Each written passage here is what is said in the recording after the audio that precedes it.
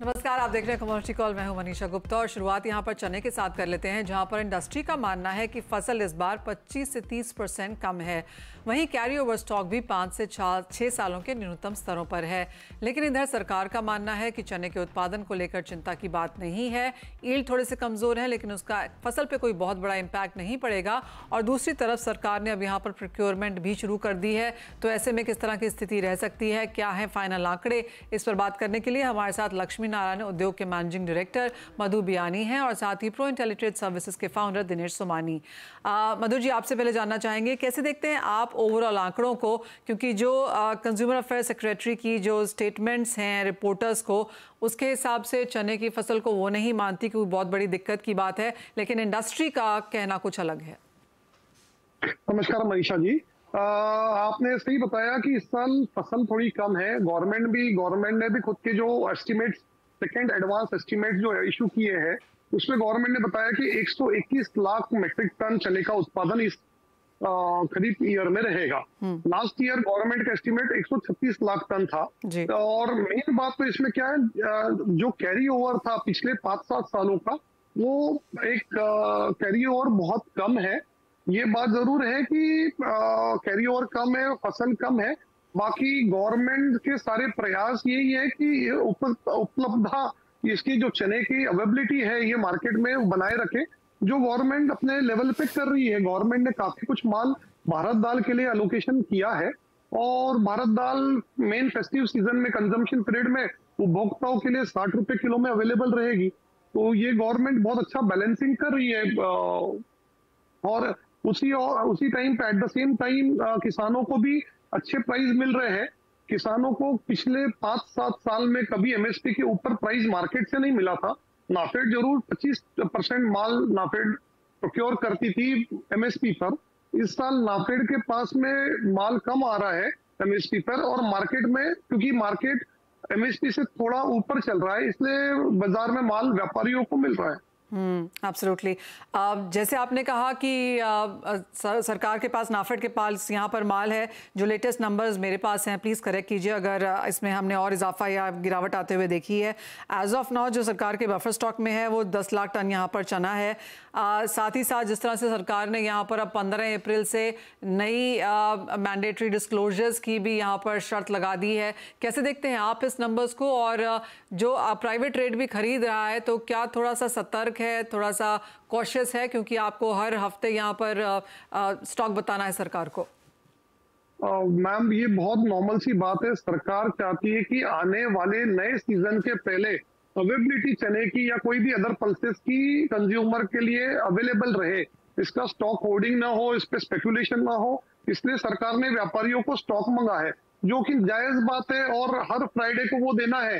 तो आज जैसे फ्राइडे है, तो आज मैं आपके चैनल के थ्रू पूरे व्यापारी वर्ग को एक रिक्वेस्ट करना चाहूंगा कि आप अपलोड करिए।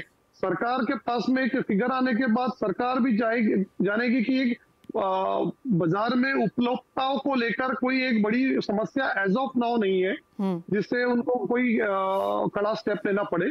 बाकी ये तो सभी जानते हैं कि थोड़ा एक 15 से 20% क्रॉप में कमी है, और चना फंडामेंटल स्ट्रांग है, जो कि बहुत एक नेचुरल फिनोमेना के वजह से स्ट्रांग है। पिछले कई सालों से एमएसपी पे प्राइस नहीं होना, और इस साल ये चना जस्ट एक एमएसपी से 5% ऊपर ट्रेड हो रहा है, जो कि बहुत अच्छी बात है। और आने वाले समय में इसी के वजह से हम लोग एक देखेंगे कि चने की अवेलेबिलिटी आने वाले कई सालों में अब बढ़ेगी, जो कि बढ़ना भी चाहिए चने का कंजम्पशन को देखते हुए।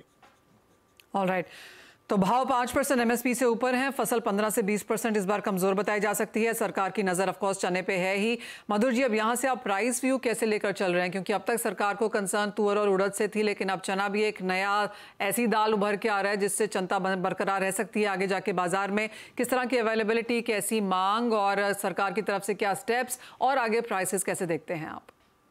मैम, ये देखिए कि चने की अवेलेबिलिटी, जैसे मैंने बताया कि आज के तारीख में भरपूर है। थोड़ा बहुत जो स्टॉक हो रहा है, पहले नाफेड स्टॉक करती थी, अब थोड़ा व्यापारी स्टॉक कर रहे हैं। उनको भी पता है, मिलर्स को भी पता है कि एक चना हम लोगों को 6 महीने बाद की अवेलेबिलिटी कम हो जाएगी, तो वो थोड़ा बहुत माल लेके चल रहे हैं। ताकि हम लोगों की जिम्मेदारी है कि मार्केट में अवेलेबिलिटी बनाए रखने की, जो कि हम लोगों ने कोविड में पीरियड में भी हम लोगों ने वो बना के रखी है मिल चला के। तो अभी तो बहुत नॉर्मल सी सिचुएशन है। गवर्नमेंट ने अवेलेबिलिटी वो पल्सेस की ओवरऑल पल्सेस की अवेलेबिलिटी देश में सुनिश्चित करने के लिए सरकार ने मटर का इंपोर्ट भी ओपन किया है, उसको एक्सटेंड किया है 2 बार। तो मटर भी आ रहा है, 15 लाख टन मटर का इंपोर्ट हो चुका है और एक 2-5 लाख टन मटर आ सकता है। तो अवेलेबिलिटी को लेके कोई कंसर्न नहीं है। प्राइस वाइज ये एक 10-15% एमएसपी से ऊपर जा सकता है। जो आज 5-7% है वो एक 10-15% ऊपर जा सकता है। और चना फंडामेंटली स्ट्रांग है और टेक्निकली भी बहुत स्ट्रांग जोन में ट्रेड कर रहा है।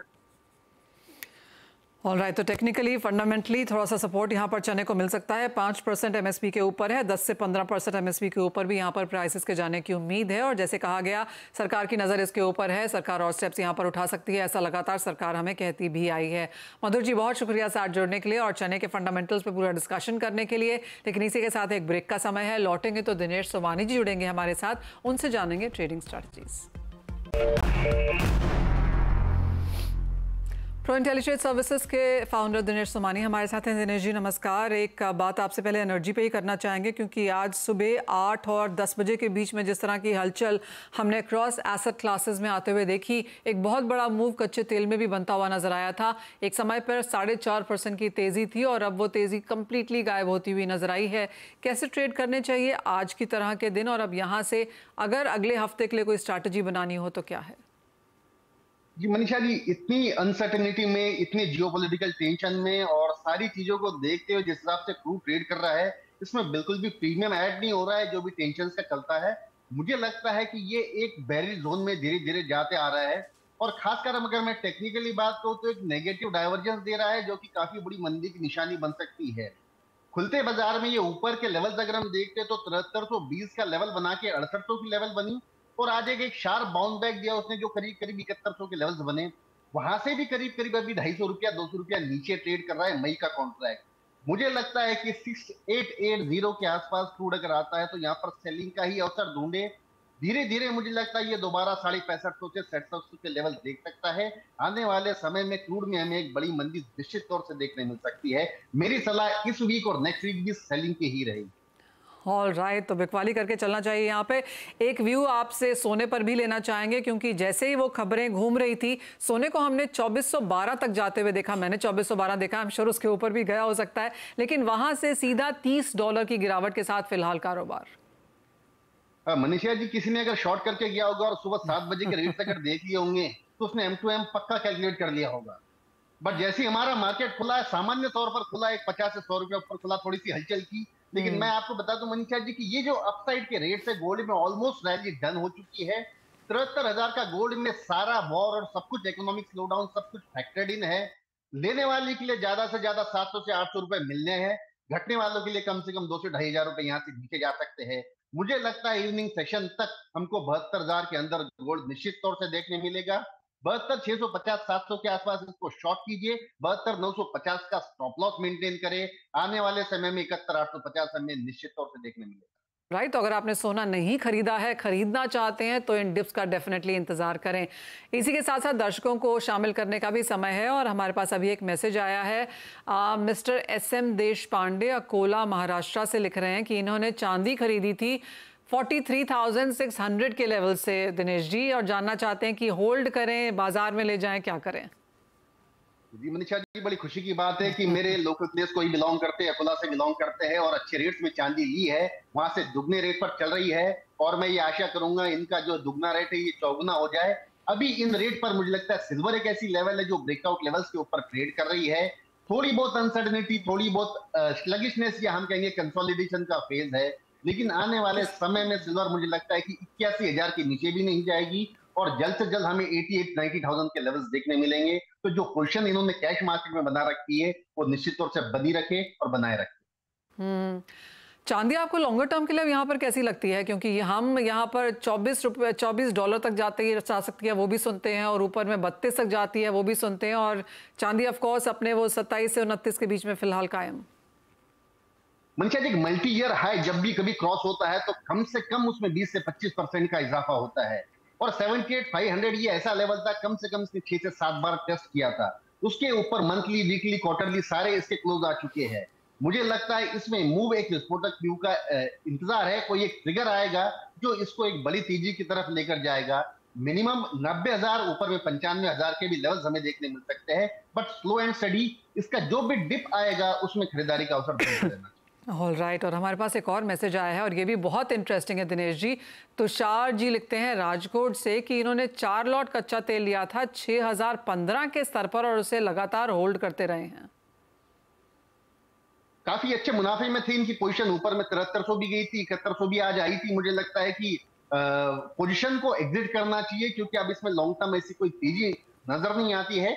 अगर ये कहीं भाई 6950 6900 के आसपास अगर मई का कॉन्ट्रैक्ट आता है तो मुझे लगता है पोजीशन एग्जिट करके कहीं और अल्टरनेटिव कमोडिटीज, बेस मेटल्स या something silver of that kind उसमें इन्वेस्ट करना चाहिए। जी हाँ, इनको लगा होगा कि एक जगह पैसा बनते जा रहा है, लगातार बनते जा रहा है, तो क्लियरली होल्ड किया है, लेकिन अब क्लियरली यहाँ से निकलने का समय भी है।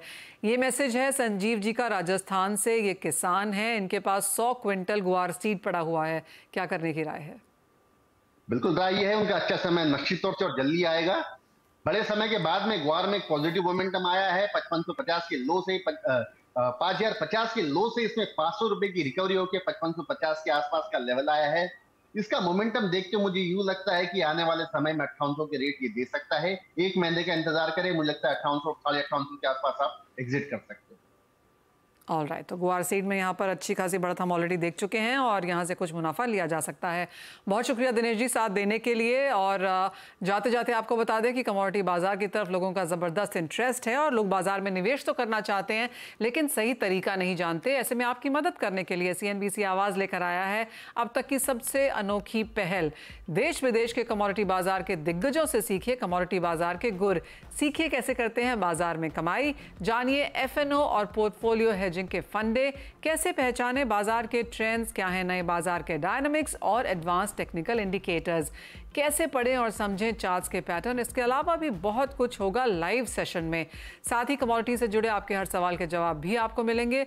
तो इस एक्सक्लूसिव वेबिनार का हिस्सा बनने के लिए अभी लॉग इन करिए।